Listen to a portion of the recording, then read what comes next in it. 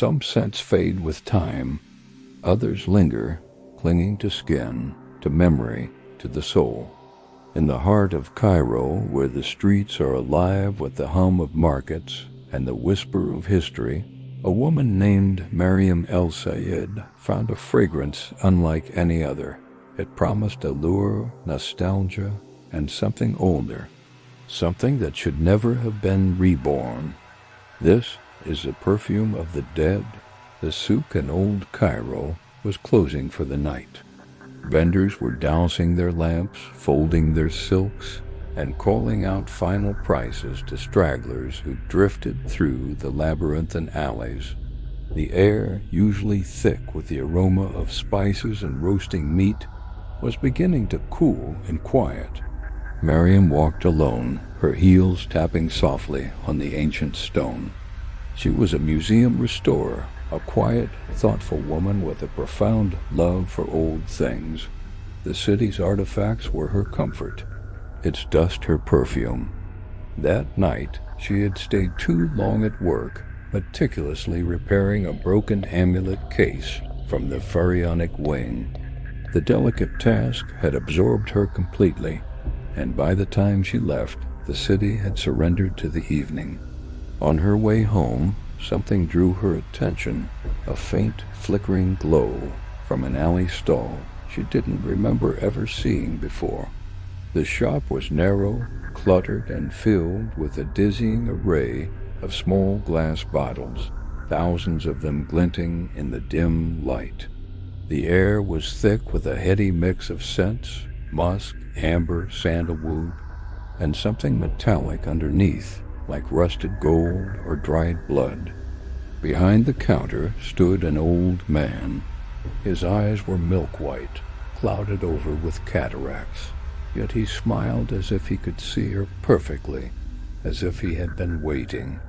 "You smell of the museum," he rasped, his voice like stones grinding together. "You carry the scent of the dead already." Mariam blinked, startled by his directness. "Excuse me?" He chuckled, a soft, dry sound that barely stirred the perfumed air. He gestured with a gnarled finger toward a small black bottle sitting alone on the counter. Its glass was ancient and dark, its stopper sealed with a brittle-looking wax. "This one," he whispered, leaning forward conspiratorially, "is made the old way, from oils once used to anoint the bodies of kings. It was called Ra al-Mata." Mariam frowned, the Arabic words settling uneasily in her mind. "That means the soul of the dead?" The old man nodded slowly, his milky eyes fixed on her. "A single drop," he said, his voice dropping even lower, "and the air will remember you forever." She laughed nervously, a sound that felt too loud in the cramped space. Sounds like quite a claim, but her skepticism wavered when he cracked the wax seal. The scent that escaped made her heart race. It was an intoxicating paradox of jasmine and smoke, honey and decay. It was beautiful. It was terrible. It was a fragrance that felt like a memory she never had. Before she could think twice, she paid him, the coins disappearing into his shadowy palm. When she looked up to thank him, the stall was darker. The lamps had dimmed, and for a moment just a heartbeat. She thought she saw movement behind the shelves of bottles. Something watching. Back in her modern apartment overlooking the Nile, Mariam placed a little black bottle on her vanity. The juxtaposition of the ancient vessel against her sleek contemporary furniture was jarring. She told herself she wouldn't open it tonight. She was tired, she'd had a glass of water, and her imagination was vivid enough already. But the bottle seemed to call to her, a silent, fragrant summons. Just one drop. Yielding to the strange compulsion, she dabbed the stopper onto her wrist. The perfume kissed her skin like smoke. The scent bloomed instantly sweet, ancient and heartbreakingly familiar. She inhaled deeply, and her mind filled with whispers, soft, sibilant voices chanting in a language she didn't know, yet somehow recognized in the deepest part of her being. Her reflection in the mirror blurred. For a terrifying moment, she thought she saw someone standing behind her, a tall figure, wrapped in linen, its eyes glinting like gold through the gaps in the bandages. Mariam gasped and spun around. There was no one there, only the familiar shadows of her own apartment. She laughed, a shaky, unconvincing sound, and went to bed, haunted by the faint, sweet smell clinging tenaciously to her skin. The next morning, her co-worker at the museum noticed it first. "You smell different," Salma said, wrinkling her nose as Mariam approached their shared workspace. "Like incense and something old." Mariam just smiled and replied, "It's a new perfume from the market." That day, her work felt different. Every corridor she walked down felt colder, the air heavier. When she passed the mummified remains in the main exhibit hall, the still air around the glass cases stirred. Visitors nearby shivered and complained of a sudden draft, but Mariam saw it. The ancient linen wrappings on a priest's sarcophagus fluttered, as if exhaling a breath held for 3,000 years. That night, she woke at exactly 3:13 a.m. to a whisper.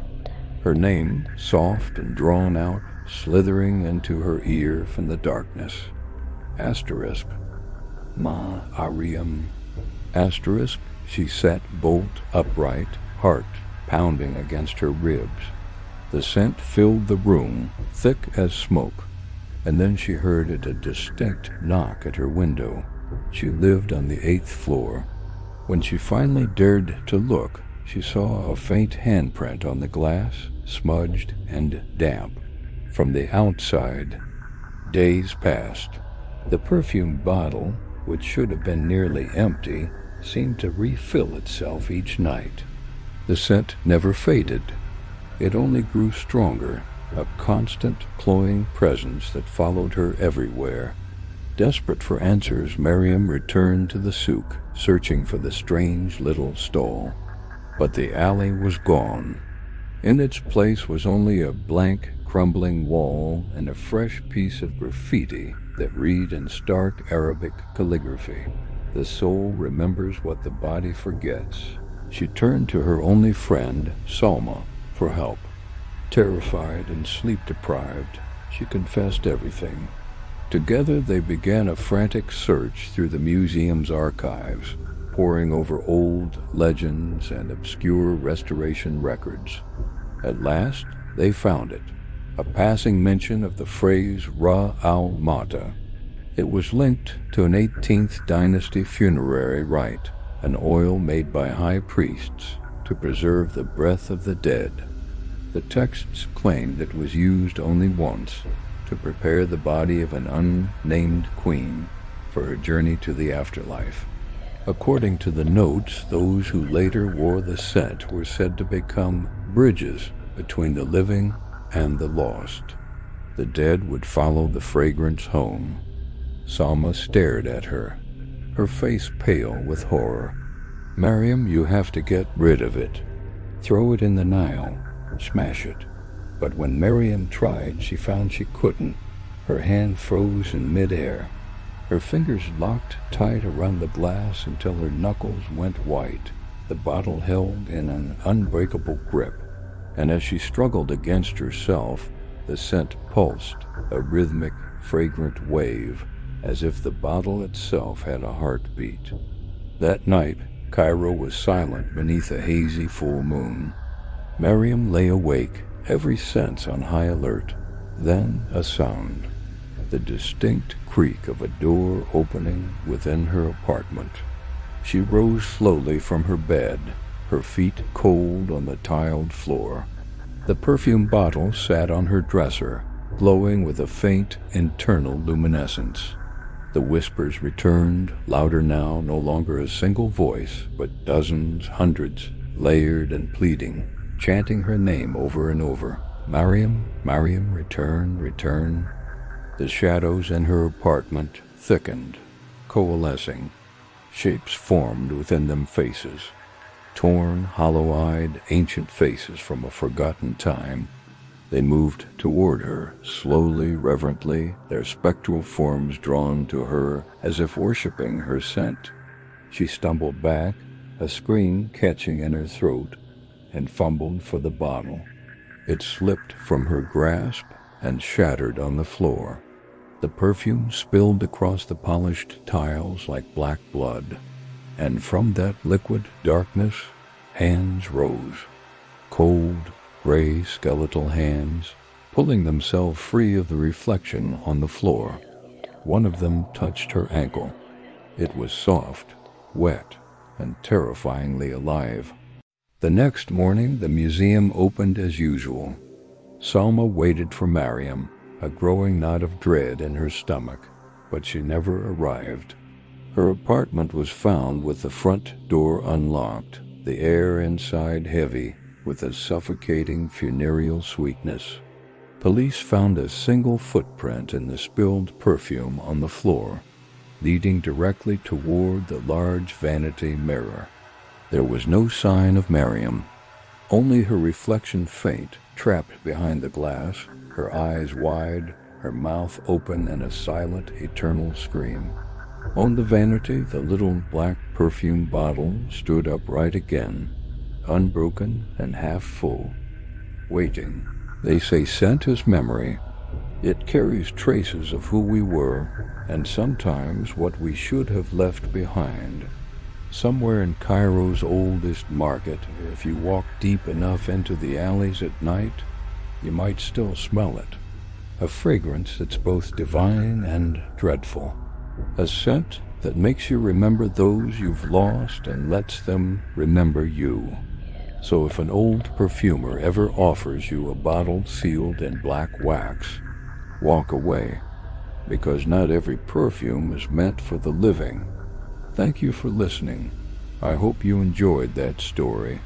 If you did, please subscribe DarkWhisper AI. Leave a comment. The next episode will be up soon. Don't miss. Goodbye.